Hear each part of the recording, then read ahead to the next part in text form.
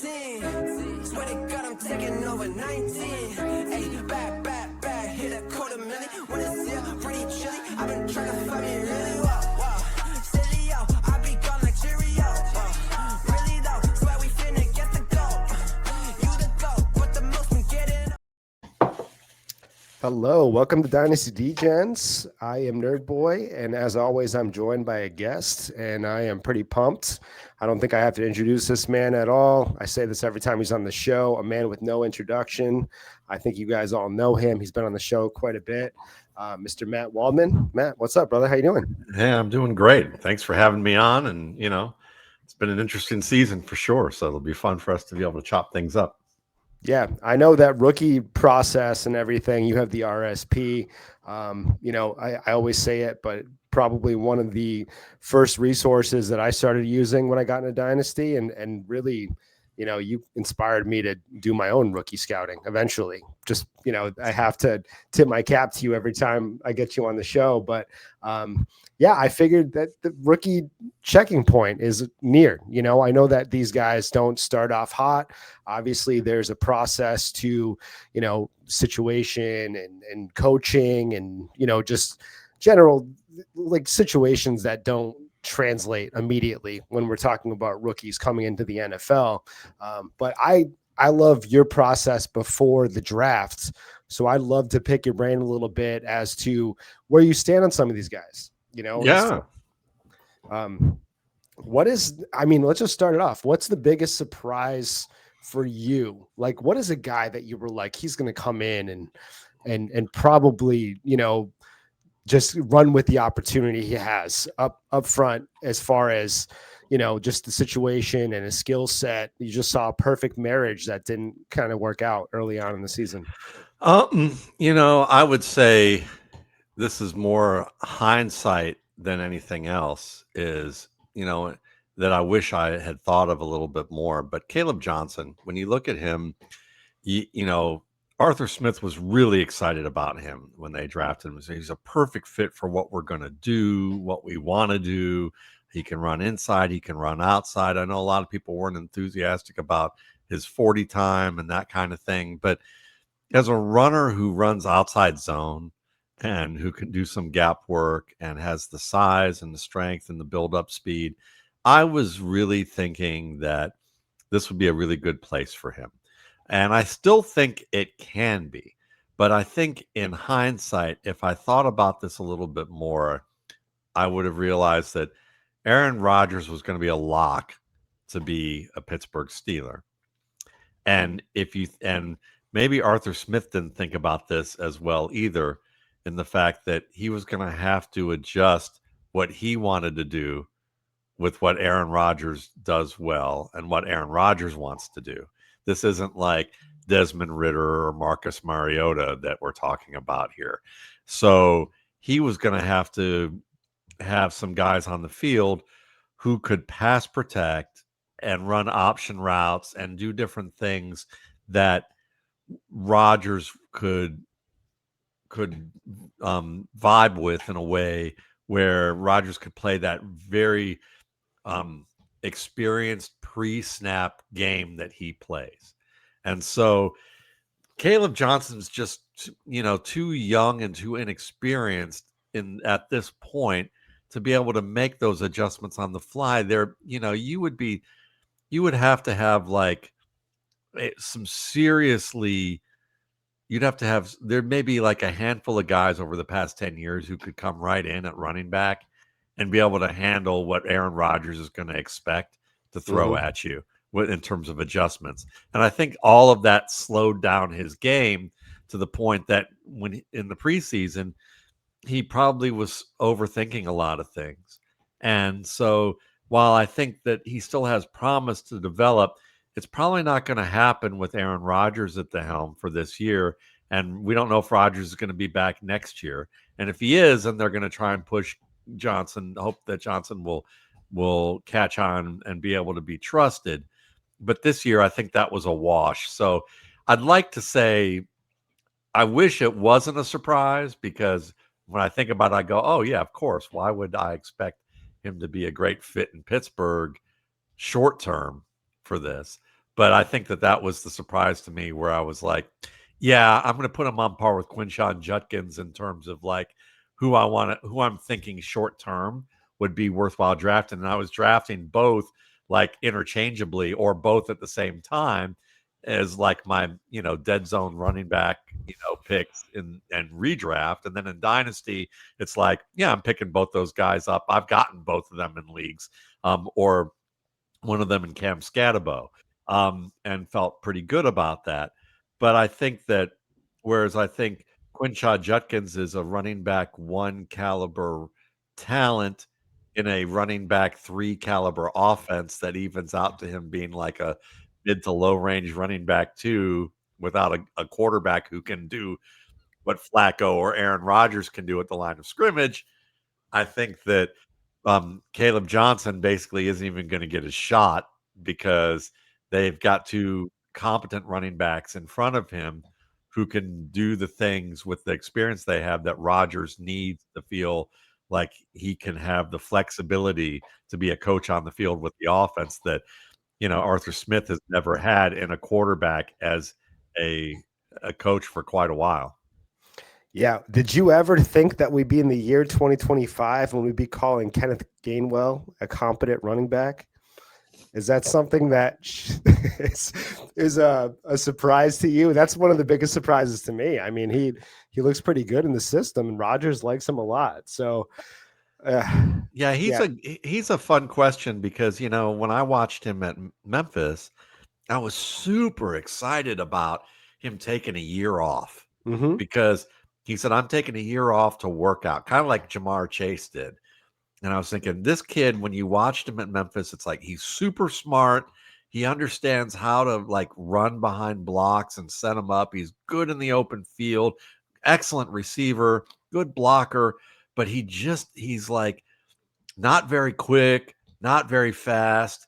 He's got really good feet, but he's not very big either. And I'm thinking the guy he reminded me of this is a name from the past, but like Tiki Barber. When Tiki Barber came out of Virginia, he was like a return specialist. They thought he was very promising, and everybody remembers the fact that he fumbled a ton. Tom Coughlin benched him, and then he eventually learned how to carry the ball and did what Coughlin wanted, and he was a monster. He was at the end of his career.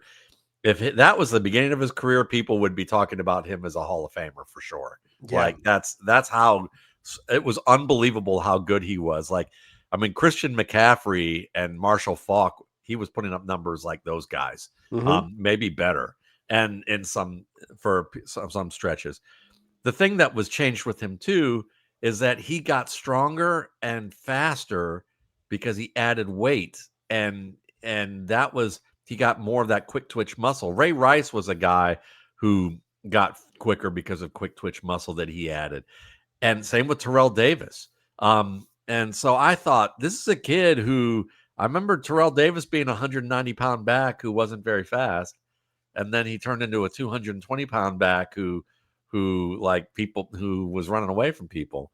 And I thought, this kid, maybe if he can add some of that quick twitch muscle, it'd work out.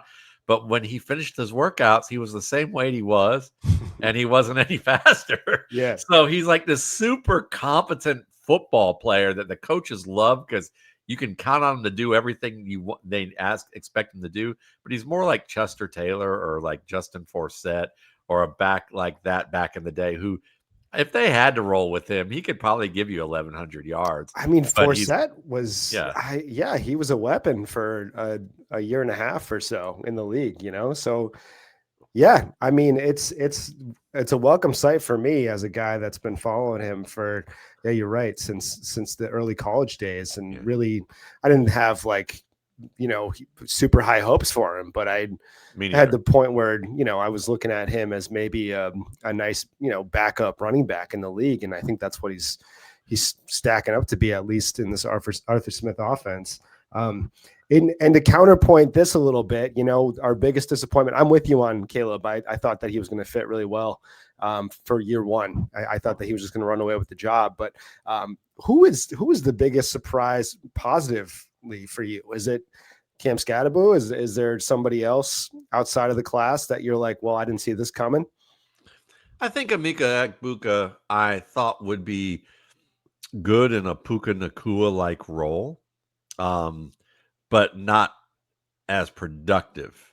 Um, I thought that mainly I thought he could grow into what he's doing right now.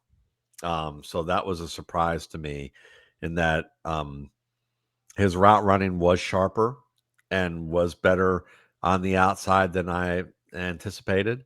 And but more so than anything, it was that I thought Chris Godwin would be ready. So Mhm. I figured that the trio of Evans, Godwin, and Egbuka would probably limit Egbuka's ceiling. But that's Godwin wasn't able to get healthy enough soon enough, and then now he's hurt again. And I know Egbuka is hurt now too. But what I saw as a route runner, um, after maybe week 3, week 4, week 5, that's where I started to look at him and go, okay, that's a pleasant surprise. I would say another negative surprise for me is I was a Damian Martinez fan. I really like Damian Martinez, Oh, Matt. and there are No, don't yeah, do it. but there. I had a tweet that I said, all right, it was kind of misconstrued a little bit, because I was kind of using it as a situation where I thought that Kenneth Walker was going to walk away after this year. His contract breakdown is so where he's not going to get an extension at this point. I think the writing's on the wall that he's probably going to be off the team next year. And what I said was they drafted Damian Martinez to take on the Kenneth Walker role eventually. And Okay. really, I saw the vision there. And people thought I was saying that he's going to start over Kenneth Walker. I wasn't really going there, but No. I had the hope that they were going to let Kenneth Walker go, and it was going to be a Charbonnet and Damian Martinez backfield next year. And man, Yeah, oh I just boy, I thought that I thought Martinez was a very accomplished runner who didn't have great explosion, but was more than competent enough to be an every down back in the league. Like, think Rashad White. Like, I think that Mhm. he could have given you what we're seeing Rashad White do. And maybe next year, Rashad White has a starting job for a bit um, somewhere else. And I thought that Martinez was kind of in that mold, maybe potentially a little better, because I thought he was a smarter runner than White was entering the league, and maybe could continue to grow from there. And we weren't alone. There were scouts I know who mentioned him pre-draft after I finished my work, and we would catch up, and they were like, "I really like this kid, but I don't know where he's going to get drafted." And then when he got picked there, everybody was like, "Wow, that's a bargain player." And so you have to wonder, and I don't want to cast aspersions on somebody and not know what their situation is. Um, because I asked some people, was there anything in his background that caused him to drop? And people were like, no, not really. There wasn't anything like massive. Like, there was some sort of thing about maybe him not showing up to some sort of commitment that was due to his NIL sponsorship, or him trying to renegotiate his NIL sponsorship. Nothing major. But maybe what happened is, I have to think, when you're a talented guy like that, and it was a reasonably talented room. I mean, George Holani is a good running back who's got special teams prowess, and he beat out McIntosh. And McIntosh is a good, third down back. And teams tend to like to have their running back room have some variety, just like they do with wide receivers. So they got their special teams guy. He's often their number 3 back.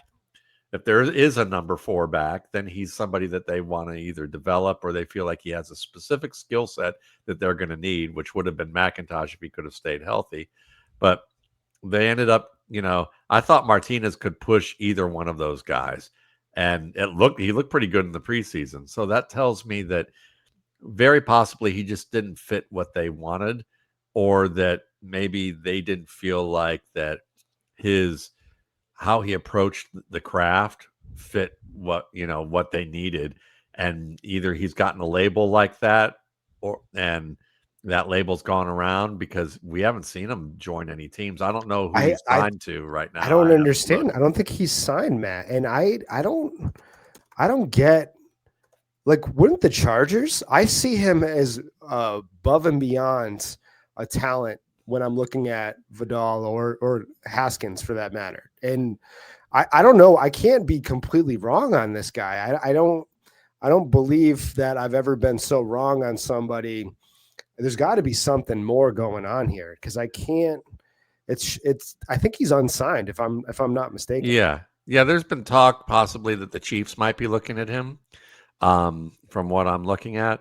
But here's a good point about some things. Is like I don't think it's always worthwhile for us to realize that about right or wrong about a player is probably good to consider 3-4 years from now than it is like in Sure. months after they've been drafted. Or else, I mean, look at Rico Dowdle. Look at what Rico Dowdle's done. I mean, I thought Rico Dowdle was my Damian Martinez like from 5 years ago. Okay, I mean that I compared him stylistically to Joe Mixon and Le'Veon Bell, and I thought that he was literally the sleeper of that class. And he didn't see the field very often in his first 4 years in Dallas. He was basically on the practice squad or at the end of the roster. But if you think about it, despite the fact that that guy couldn't stay healthy all those years, and running backs are a dime a dozen, Dallas held on to him for 4 years. Sure. And he gained 1,000 yards last year on a team that their offensive line isn't anywhere near what it is this year with Javonte Williams. And I kept thinking, I think I've been saying on my show last year, it was like, listen, I mean, I don't know why they're signing Miles Sanders, who's basically getting rejected by Carolina, and Carolina's getting the better back. It's like Carolina, Dallas, whenever they interact, Carolina seems to fleece Dallas. Like it's like, dude, that swap. I mean, if you're gonna trade in, well, essentially you're going Miles Sanders for Rico Dowdle, and it's like, what are you doing? Dallas is continually making these moves. I don't know. I mean, it's easy to look at it from the outside eye. I'm not going to disparage and but front office, but but do you look at him now that he's like one of the handful of backs who basically gained over 400 yards from scrimmage in 2 weeks and say he's a bust? Or would you say, I mean, we just didn't know enough and we needed opportunities, and he needed an opportunity to be able to show what he could show? And I think Damian Martinez is that potential story. So we just don't know yet. It's just a surprise that he didn't get the opportunities that we thought he would right yet. Yeah, you're right. I mean, it's easy to react. It just feels discouraging that he's not anywhere right now, at least on a practice squad, anything, but yeah, to your point, I'm thinking about Jordan Mason too. Jordan Mason had the year 4 breakout, or I think it was year 3 for him, I believe, if I'm not mistaken. And, we just saw essentially the same swap in hindsight, where we're looking at Brian Robinson for Jordan Mason on the, and that was kind of like, okay, you moved Jordan Mason and got Brian Robinson, and it's obviously CMC's been healthy, but that's another one where it's a head scratcher for me. If you're going to let Jordan Mason walk and take on Brian Robinson, I don't think that's a good 1-for-1, at least when you're trying to build up a backfield. But sure, without a doubt, so that was definitely the one that I would look at. If there's a guy that I thought, I'm taking this kid like at the end of drafts, or I'm picking him up for the summer and waiting to see if he makes the roster and put him on my practice squad, it would have been Damian Martinez, like easily. Big time endorsement for Damian Martinez for those of you that are listening right now. I think that if you do see him on the wire, if he's out there, grab him, throw him in your taxi, hold on to him, see what happens. What about rookies that have been booming that you are comfortable selling if you're in a dynasty league and you have them? And I know that it's early on, but is there anybody that you're just like, they're a big time sell? They are, obviously we're looking at late DC guys like Ja'Cory Krosky Merritt, even Cam Scatterboo, like we know that his situation is perfect right now. Does it make him a sell? Is there anybody that is just a scream and sell right now? I don't think anybody's a screaming sell, but there is one that I'm going to give you that is probably very controversial to share. But I just the hype surrounding him and what I see on film every week doesn't match, and that's Tetara McMillan. I think if you can sell him as a wide receiver one, because it seems like every fantasy analyst I know and readers that are big on him I see all see him as a future wide receiver one, and that it's coming, and that Jalen Coker is even going to help that happen. Like I asked a question in our football guys roundtable this week. I did like true false with wide receiver situations, and I asked them to say true or false to the statement I gave, and tell me why. And everyone said true who picked Tetara and McMillan, is that Jalen Coker was going to help McMillan become a wide receiver one this year. It was inevitable. Now, from what I've been seeing, Tetara McMillan to me is more of an aspiring T. Higgins type of player with a little bit more after the catch skill. Go up and get it, win the football. You can scheme him open. He'll work open in zone. But I haven't seen legitimate top corner press man on Malik Neighbors, on Emeka Egbuka, on Jamar Chase type of tight man coverage on a timing route at all. They're scheming. He's a scheme player. They're scheming him open.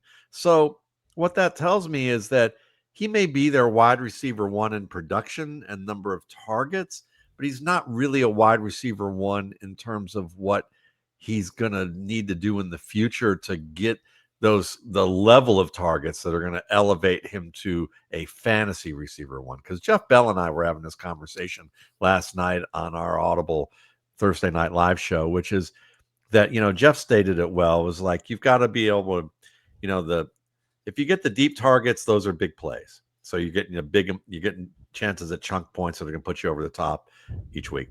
The short targets are good because you get high volume, and that gives you at least a reasonable baseline to be a starter. But it's those intermediate targets and that really sets you apart, because intermediate targets are where like we need these on this down, and the defense knows it's coming, and it's coming to him, and they still can't stop it. And that's what Jamar Chase does. That's what Justin Jefferson does. That's what A.J. Brown can do when Kevin Patullo isn't the offensive coordinator. And I think that what I see from T. Higgins is I haven't seen yet in college or early on the ability to defeat press man coverage and to win in tight man situations on timing routes that require that. And he's got the contested catch thing down. He's got some of the deep vertical game available to him because of his length. And you can use him a little bit in the short range, in zones. But I think that spells out to being a wide receiver too. So if you can get somebody who's over the moon on Tetara McMillan and see that he's leading rookie receivers in yardage or one of the leaders, and you can get a wide receiver one value out of him, I would do it. Matt, I just sold him yesterday, and I don't think you're gonna like it, but I sold him on a team that needed points. I'm on the cusp of competing right here. I needed to make a move, and so I didn't like selling Garrett Wilson. I don't ever condone selling Garrett Wilson, but this was a move that reflected more of a Justin Fields outlook than a Garrett Wilson outlook. So I took Garrett Wilson and Tetara McMillan, and I got back Rashee Rice, Devonta Smith, Jameson Williams, and a 26-second. How do you feel love about that? Yeah. Are you kidding me? I love that. You love it? Yeah. I was viewing it as, okay, Rice and Tetara McMillan. I mean, what is the comparison there? I think that we're looking at Rice with the slight edge. I think that, as a whole, I would definitely take Rice over McMillan as a prospect. And then obviously what we've seen so far in the NFL. And then it was Devonta Smith and J-Mo in a second for Garrett Wilson. And I said, that's a slam dunk, I think, Yes, and absolutely. my biggest fear is that the Jets finally get their franchise quarterback next year, and Garrett Wilson has the trajectory of an elite wide receiver one when he's obviously getting peppered with targets and they're a functional offense. But That's that's a legitimate fear, but you could also legitimately say that when have the Jets had a franchise caliber quarterback? yes, And thank you. and when have the Titans the last time the Titans had a franchise caliber quarterback they drafted was Steve McNair. The last time the Cleveland Browns had a franchise quarterback that they drafted, and I'm not counting Baker Mayfield because Baker Mayfield, I know the history. I think it's revisionist history. People like to say because they had good data on him. They like to say, "Oh, he was good all along. The Browns just screwed it up." And you could say some of that, but his wife even said what changed for Baker Mayfield was that he had to take accounting for himself of his responsibilities of what he was and was not doing, and some of what he was doing. I think she hinted at the fact that he was spending too much time off the field trying to make money and be involved in doing things rather than working at his craft, and that the players weren't happy with him. I mean, there were some players that weren't happy with him because there were things that he needed to work on, like climbing a pocket. Yeah. When you climb a pocket, you keep all your options open in the middle of the field. When you try and spill outside, you've just cut off half the field from your access, and you've basically eliminated half of your linemen's blocks, if any of them were any good, that caused you to work outside. So you've invited more pressure, and you're creating opportunities for more mistakes. And then it's even harder to be accurate and efficient. You're making receivers reroute. He was creating a lot more work when all he had to do was, and I say all he had to do, it's hard to do, but what he had to do was just climb a step or two and find that open man that was still breaking across and be patient with that and fire the ball. And then if nothing's there, then you work your way outside. He's doing that now, and he looks great. Yeah. And he's fantastic. But he was not doing that in Cleveland for years. And that's one thing out of a few things, but it's the most notable thing that you could watch. And so, Cleveland they haven't drafted a franchise quarterback since Bernie Kosar. Okay. I mean, I was still in high school when Bernie Kosar was drafted. Okay. I mean, it's been that long. I'm closer to Social Security than I was to the Browns getting a franchise quarterback. Yeah. I mean, so the last time. So, I mean, that's the kind of thing that, no, it's a great deal because the odds are likely the Jets are not going to land a franchise caliber quarterback in the draft. It's against them. You're not wrong there. I like that you started that conversation because we're going to segue into Cam Ward in just a second. We are going to kick it over to Fast Draft, so we're going to talk a little Fast Draft ad, and then we'll come right back. Pour one out for an incredible best ball season. It was a breakout 2025 for Fast Draft, but now the NFL action has started. That means it's DFS season. That's right. You might think, oh, wow, DFS, I can't win DFS. Oh, but you can on Fast Draft. You just pick any 6 guys, and you put them in a handful of booster spots. There's no salary rubric you have to follow. You're not going up against thousands of killer bots in these tournaments. Oh, no. These are regular people grabbing their 6 favorite plays of the week, and that's all you have to do. And we post the ownership so that you can choose how much chalk you want. There is no drafting. It's called the Quick 6 Super Slam. The Quick 6 Super Slam is the signature DFS contest at Fast Draft. It is changing DFS. We are making DFS great again. So go to fastdraft.app and use your host promo code for a $50 deposit match. And let's go start drafting faster.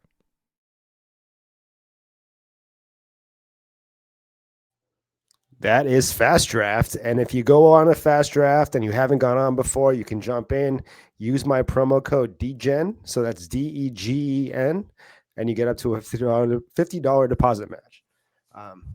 So like I was talking about, we're going to talk a little Cam Ward. Obviously, he's not having the start to the season that I think I didn't see him coming in super hot. I knew that there was going to be struggles. I knew that as a prospect, he did have some, I'm not going to say downfalls when it comes to the way that he goes about the game, but I think the transition is a little tougher than people kind of viewed it as. Where do we stand on Cam Ward? Is he going to be really bad for a long time before he gets good? Or do you see him as, hey, this first year is going to be a process and he's likely going to turn it around? What's the trajectory and what do you see so far in his game? Well, I think ultimately, to answer the question at a high level, it's going to depend on who they bring in to run that offense and coach that team long term. I think that that's really going to dictate a lot. And the reason that I say that is that when you watch Cam Ward at all of his landing stops in college, he was very much in a RPO heavy offense. He could throw the ball downfield. He could throw it with accuracy. He was good at managing pressure. But if you look at Miami's offense, it was a lot of it was essentially four verts, just four receivers going downfield and a running back leaking out of the backfield. And then if something wasn't available, it degenerated into unstructured off structure play. And he's very good off structure at the college level, but you can't do that in the pros on a regular basis. Unless you're Aaron Rodgers, early career Aaron Rodgers, where they ran a lot of four verts with him.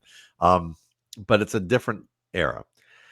And so what happened, why everything was so bad, if you ask me from watching them, you could put the blame on the guy they fired. And I think they fired the right guy in Brian Callahan because that was his offense, right? So when you watch his offense, it's very clear that there was no set drop plans in a lot of plays, meaning that the number of drops the number of steps that the quarterback takes with his drop being tied to his first read. That's a very important facet for a lot of young quarterbacks in development, is that you want your drops to be drop lengths to be tied to your first read, because it sets up everything you do on that play. It helps you gauge when to throw the ball at the top of your drop if the read's open. It gives you the opportunity to know when in rhythm you can move on to the next read, when in rhythm you need to climb the pocket or escape the pocket, because you get a better gauge of what's going on. And Cam Ward didn't have any of that. So I'm literally watching. I mean, there was a play I was watching a few weeks ago where he threw a simple out. It was an out to Tyler Lockett, an 11-year veteran. If there's a receiver on that team who you could say, I know he's going to be where he's supposed to be based on the route that he's supposed to run, you would bet your money on Tyler Lockett before anybody else. I mean, not even Calvin Ridley. I would bet on Tyler Lockett. And before he even breaks open, Cam Ward's finished with his drop because he doesn't have a drop. It's like you could call it a one-step drop, okay? But the type of drop he was making, you could see that the feet aren't really in rhythm. They aren't really established. He was about to throw the ball, and Lockett was 4 steps away from even getting to the top of his step, not even making his break. And he realized he shouldn't throw it. And then he hesitated. And then when he tried to throw, he was throwing out of rhythm, because it was like someone who was about to say something and said, should I say it? Yeah, I'm going to say it. That's basically what it looked like with him throwing. And by the time you do that, you're now all out of rhythm. If you don't throw the ball, now if you've got the offensive line that the Titans have, which is pretty bad right now, you're getting a lot of pressure. Everything's just out of sorts. So you're really putting your quarterback in a Caleb Williams-esque rookie situation right now, because that's what happened with Williams last year, is that I knew, I've done work for his quarterback coach, and he's coached guys like Brock Purdy. He's coaching guys like Carson Beck and some other folks, and he's coached a lot of guys. But you could see that his footwork wasn't tied with those drop lengths, and that some of his receivers weren't running the routes to the way they should, or that they were changing their routes. DJ Moore was changing his routes mid-route in ways that you would not like to see. Ryan Fitzpatrick has pretty much validated that earlier in the season with Moore, even though Moore protested that on Twitter, saying all these people on social media, and they're not saying that, they're saying that I'm doing that and I'm running my routes just fine. No, he he was freelancing a little too much, and that was Hmm. part of the problem. And I think that, look at where Caleb is now. I mean, what we're seeing from him, he has a legitimate offensive mind as a coach. He coaches hard. Caleb wants to be coached hard. He's playing good football, and the offense looks a lot better. It's not where it's going to be, but it looks a lot better. And with Cam Ward, he's in this stage where it's like, this is a mess. So if I'm looking at Cam Ward, it's really wholly dependent on who they hire and bring in.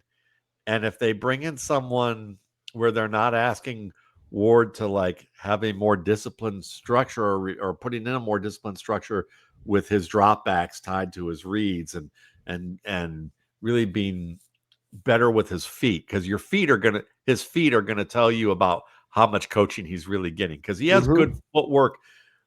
He had good footwork at Miami for what they asked him to do.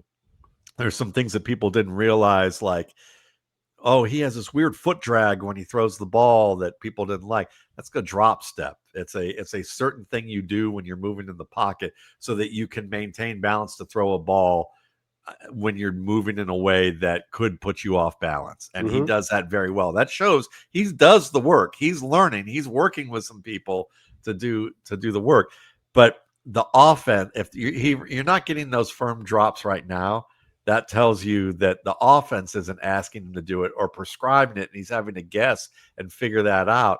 And quarterbacks shouldn't have to do that. They should that should be structured in. So if this isn't fixed, and you don't see a fix for that, because I've seen more structured drops after that game than I did during the first few games. Okay. So if they're doing that more, he throws the ball better. Ta-da, of course he does. And you're seeing better there. But the whole coaching situation is going to have to get better, and this team is just not good. So, and this organization got rid of one of the best coaches in the NFL, and Mike Vrabel. So I would say bad organizations do bad things and stay bad. If you're going to be that simplistic, then I would say Cam Ward is not a player you're going to want to build around right now. But I would hold out hope, because maybe they run through enough mistakes where they go, and maybe somebody's ego is not going to, I don't know if Rand Carthon's still there. I forget, but maybe the I don't ego. think so. I don't think he is either. I think he's the one that got rid of. So maybe the team, the executive staff will go, we made a mistake. We kept the wrong guy and got rid of the right. We got rid of the wrong guy and we kept the wrong guy. And maybe we're going to fix this, and they get a better coach. And if they do, Ward he's very volatile. That's after all that explanation, I would say he still has a shot to be a good starting quarterback, but the floor is very low. Man, I could listen to you talk about quarterbacks all day, man. Like I always talk about, my lady, and I'm talking to her and I'm like, she's in finance and she talks to me about numbers, and it's soothing to me. I could sit in my chair and she could be talking while I'm doing work at the computer, and I'm at peace. I don't even know what half of it means, but it sounds great. And I just love it. Honestly, I understand what you're saying much more than I understand what she's saying. And it is beautiful, man. Like you have the eye, you have been in on all these quarterbacks. Obviously you called the Mahomes, you called the Brock Purdy.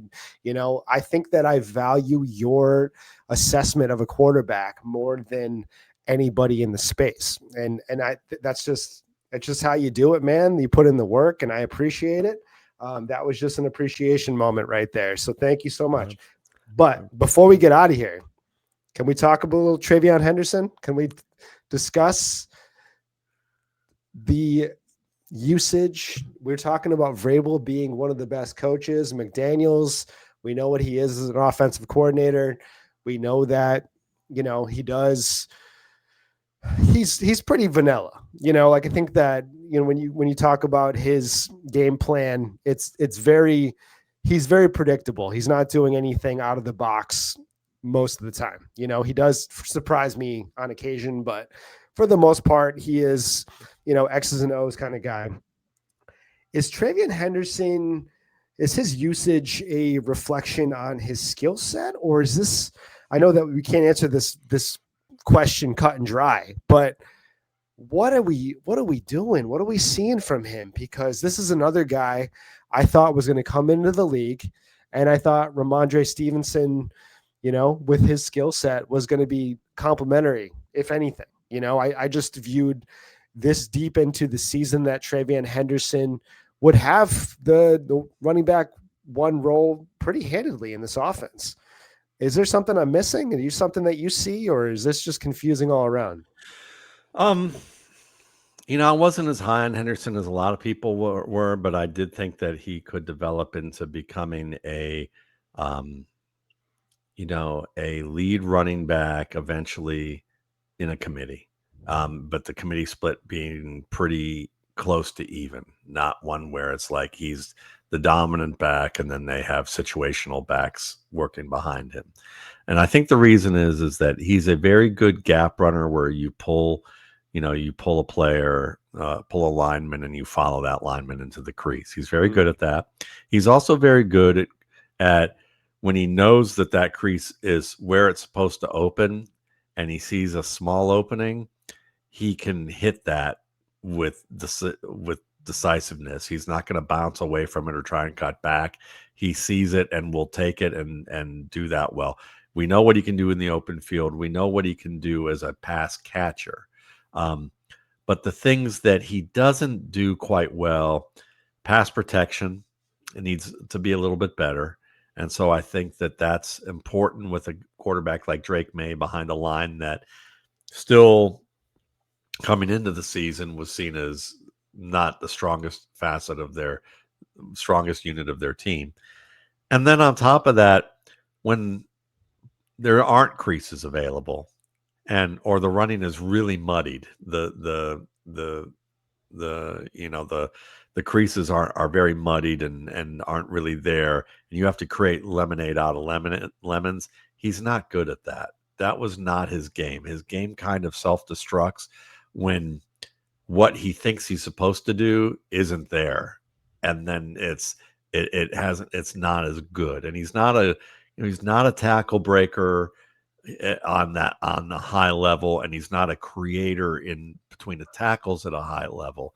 So that's what Ramondre Stevenson does really well, even though he's not fast, and people love the speed element, and they forget that the speed element is great, but you need just a baseline amount of speed. What you really need is good game management, decision making, and creativity to turn lemonade out of lemons. And Stevenson's better at that. The fumbling is just crazy over the past couple of years because he didn't really have that much of a problem, if I remember correctly.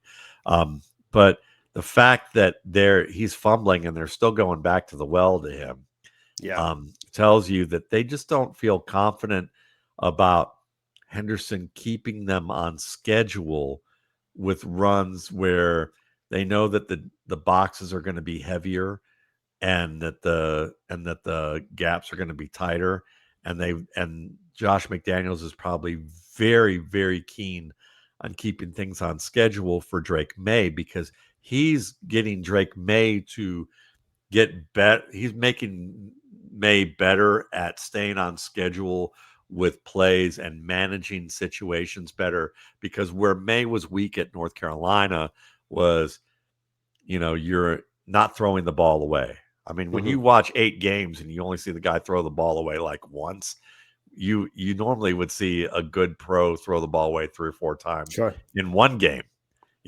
so that now that May's even throwing the ball away, that he's knowing when to be a hero and when not to be, when he's, also just managing and knowing when to check plays and to change plays. I think that when you have a running back who's a liability, at least on a decision-making front, that you fear that you're going to put your quarterback in 3rd and 13s too often, or 2nd and 14s, and set back your schedule, that they would much rather go with the guy where we're only going to get 2 and it's 3rd and 7, but at least it's not 3rd and 10. Yeah, this is, if you're listening, this is also a conversation that could be copied and pasted to Kenneth Walker and Zach Charbonnet, by the way. I think that that's exactly what we're seeing in Seattle too, where Kenneth Walker takes too many negative plays, and with a quarterback like Sam Darnold, where you need exactly the same structure. You need to keep him, you know what I mean, moving forward and on schedule. It's tough to have a guy that's going to take negative plays, and it's a hard pill to swallow for Trayvon Henderson guys too. I was not necessarily a big believer in the fact that, you know, he was a complete back, but I just saw him as a weapon, you know, Yeah. especially in PPR formats. And I viewed him as a, you know, like a cheat code almost when it comes to. He still may be. You Yeah, know, it's yeah. still, Oh, absolutely. but this Yeah. year he's got some things to learn. Just like, I mean, look at Keyshawn Boutte and what he's doing a little bit more now. What Ramondre his first year wasn't what he was over the next few years. And you know, a reverse of that, what you just stated about keeping things in order. Look at Quinshon Judkins.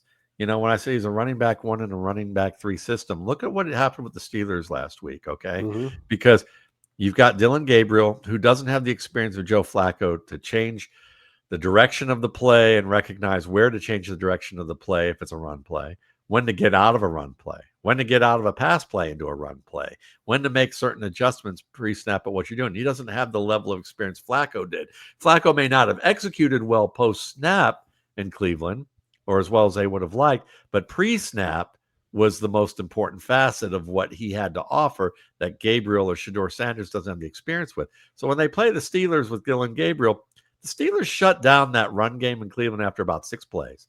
And most of it was just good gap control, forcing Quinshon Judkins into paths that was going to minimize the amount of yardage that he could actually get unless he just broke a massive tackle. And he couldn't do that. So then the first major passing play they had, well, it wasn't going to work, because if you're not running the ball well, I know that the analytics side likes to talk about how play action doesn't matter whether the run's working or not. Well, there are contextual situations where that's not true.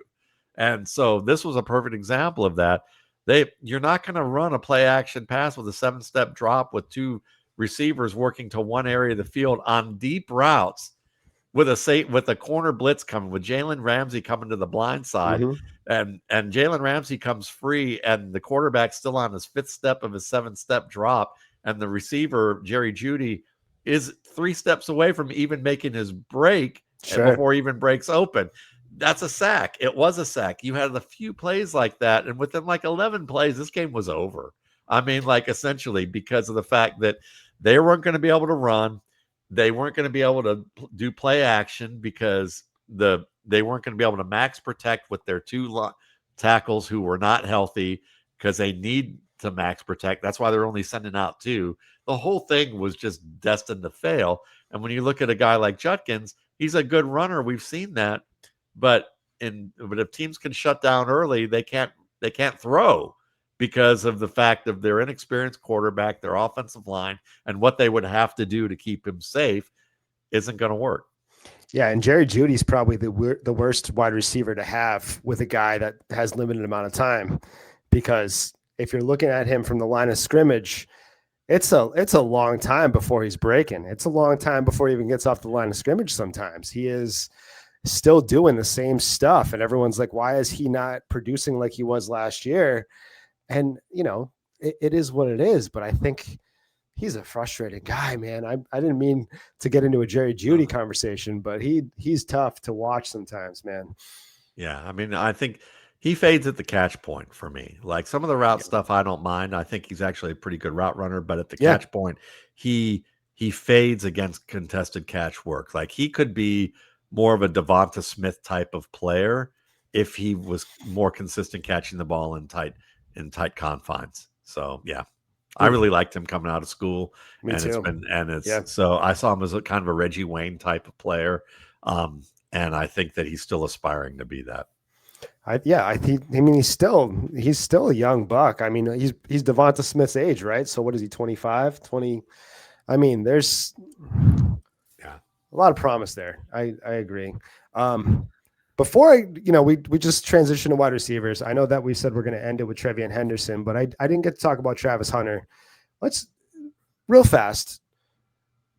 What do we do with Travis Hunter?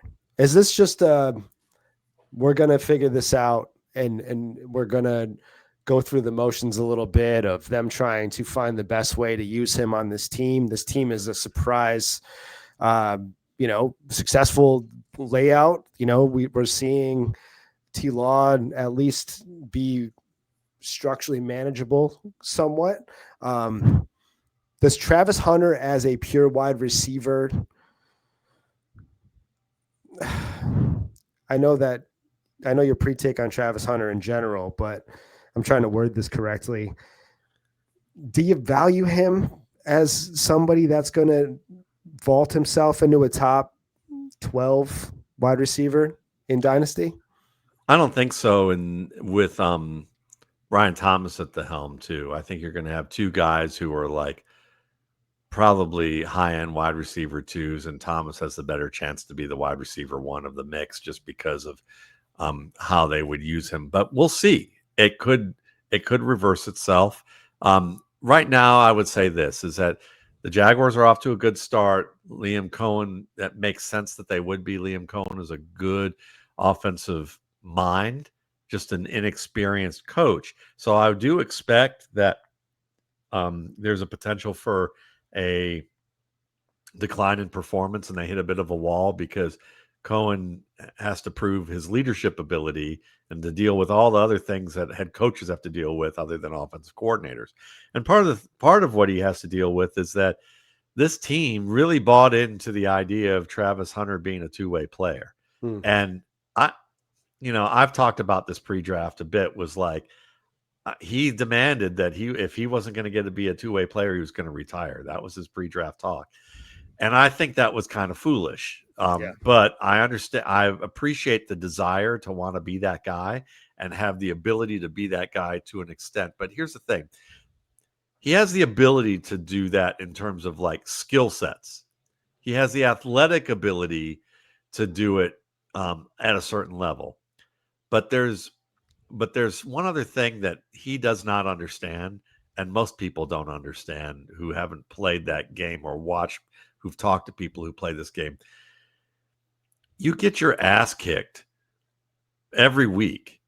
And after a while, the reason that the older players become less effective isn't because they slow down.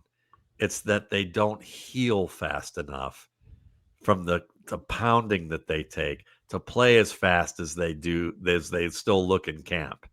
They get beaten up. Their body doesn't recover as fast. I mean, Terrell Owens running a 4.42 in his 40s is impressive as all get out. But after he gets tackled a number of times and has to block and get knocked around week after week, he's not going to run that 4.2 every week. He's not going to be as explosive every week at that age. That's the difference. Your body doesn't recover as fast.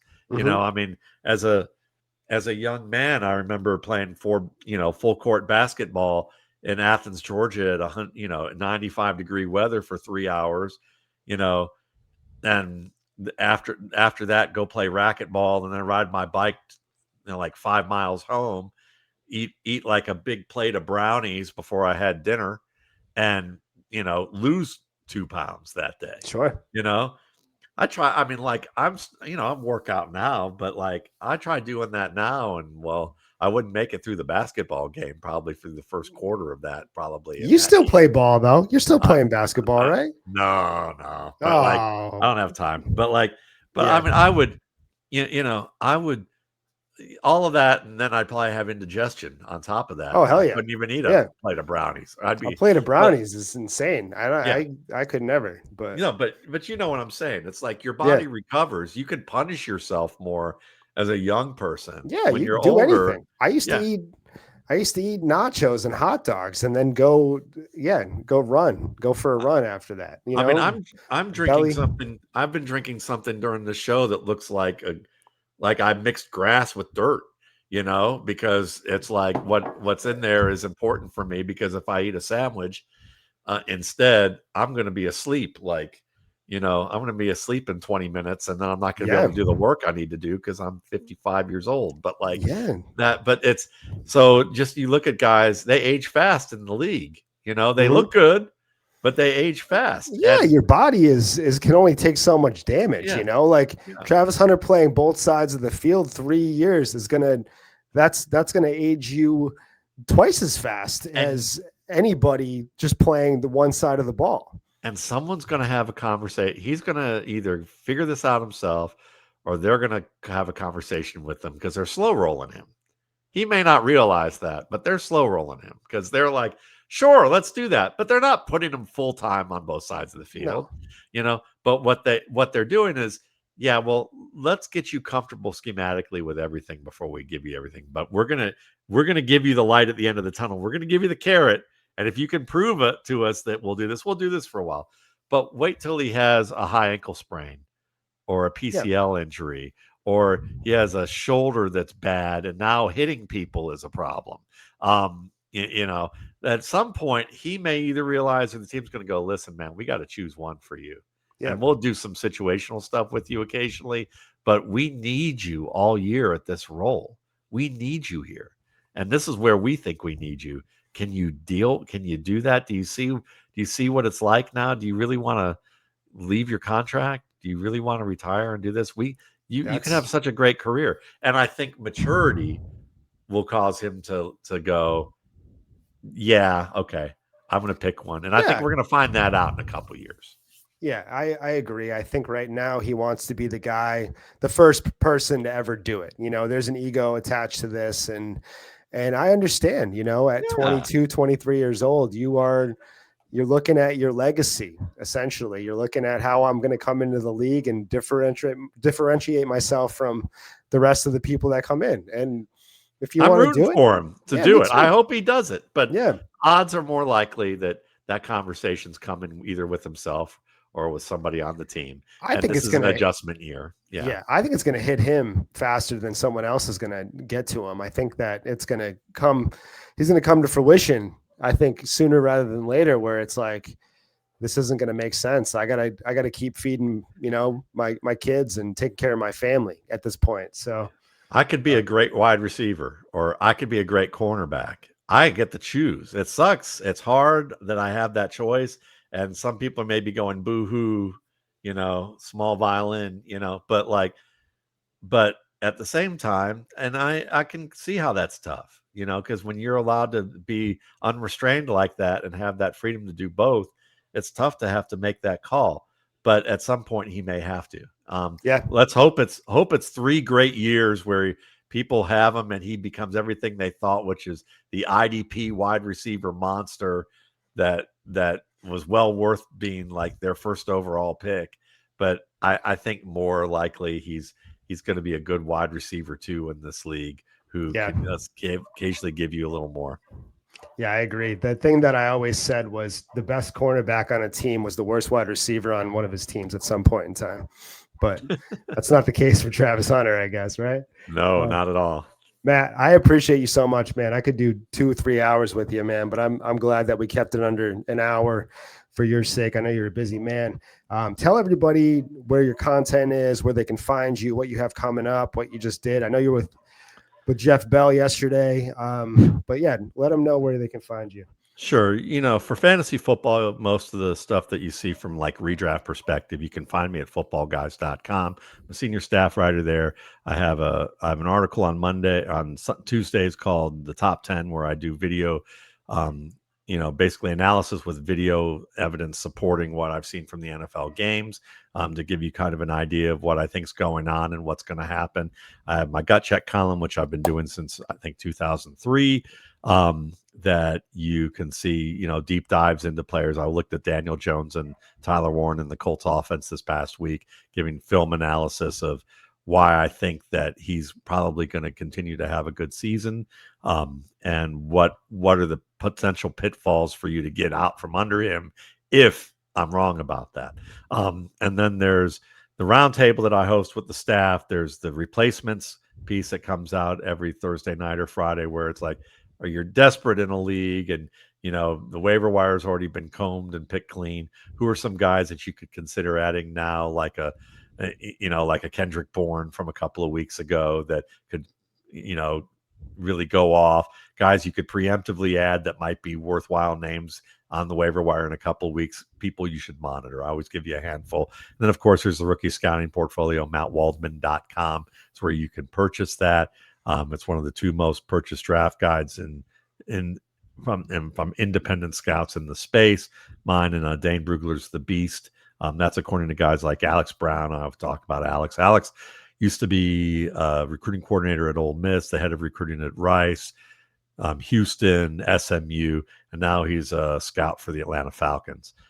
So he knows who these people read, and he would meet with the personnel people every week and see what they're checking out. So, you can learn more about the RSP at mattwaldman.com. I'll do an early bird special with the pre-draft, post-draft guide, probably sometime after Thanksgiving for 2026. Comes out every April 1st. And it's probably by far the best thing that I do in the space. Absolutely, man. I mean, I think that you do a lot of great stuff in the space, but you're the GOAT, the greatest of all time, baby. When it's all said and done, we're just old. No, man, come on. You're not that old, brother. You've been killing it. You're going to kill it for a lot longer than what you've been doing just now. But we appreciate you jumping on, man. It's always a pleasure to have you on. You're great, man. And like I said, I can't give you enough praise at this point, but you probably don't want to hear it. Thank you for joining us. This has been Dynasty Degens, the rookie eye test. We will catch you guys next week.